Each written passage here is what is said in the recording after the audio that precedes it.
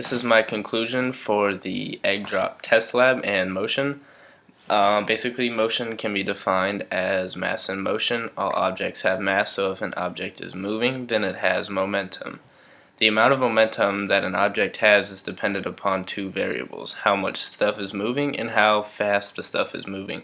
Momentum depends on the variables mass and velocity. In the egg drop test lab that we did, the egg's mass and velocity were the same for each student's egg because they were dropped at the same height and they also weighed about the same amount. An easier way to compare momentum is you can compare a truck to a car. Obviously, the truck is going to have a greater mass, which would, give it a greater momentum.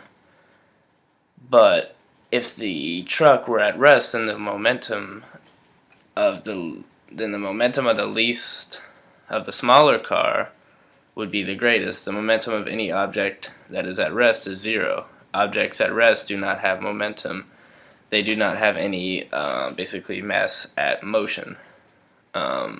Both variables and mass and velocity are important in comparing the momentum of two objects. To conclude everything I learned about the egg drop lab and what I would have done differently, I would have added a lot more straws under the egg to protect the egg from having as much force, which hopefully would cause it from not breaking. Or I would have tried the 5 paper ones and crumbled them all up into a little ball and basically built like a little basket for the egg, and hopefully that would have not created as much force for the egg to break as well.